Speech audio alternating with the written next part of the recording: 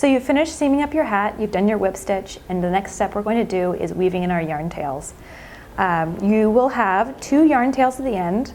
Unless you have started your second ball within this project, you'll have 2 more yarn tails somewhere else in your hat. We'll deal with those the same way we're going to do this next step.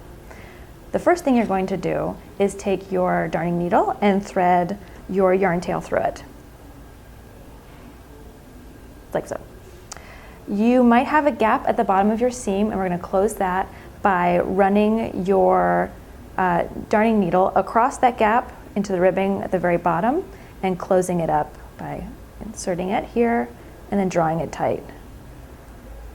So you've closed the gap, and you're going to run your yarn tail up the seam that you've just created by running your darning needle through your stitches until you're up in the body of the hat.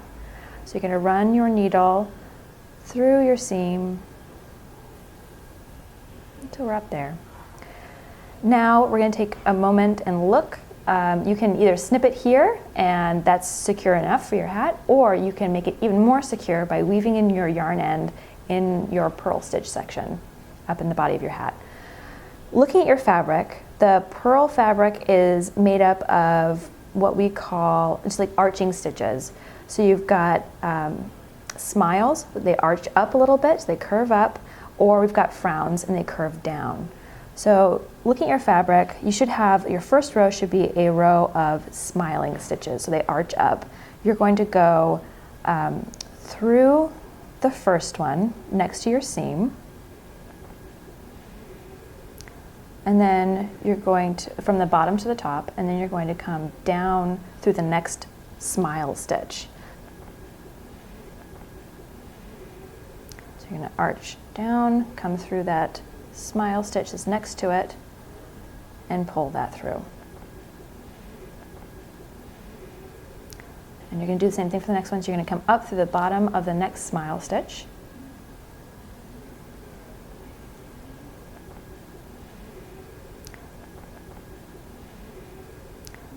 and again through the top of the next smiling stitch. So you're going to come towards yourself. Okay.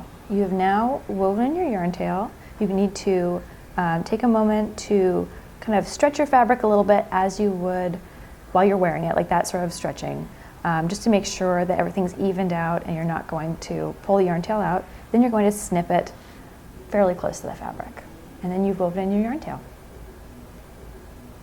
All right, so you finished that yarn tail. You have a second yarn tail to weave in the same manner.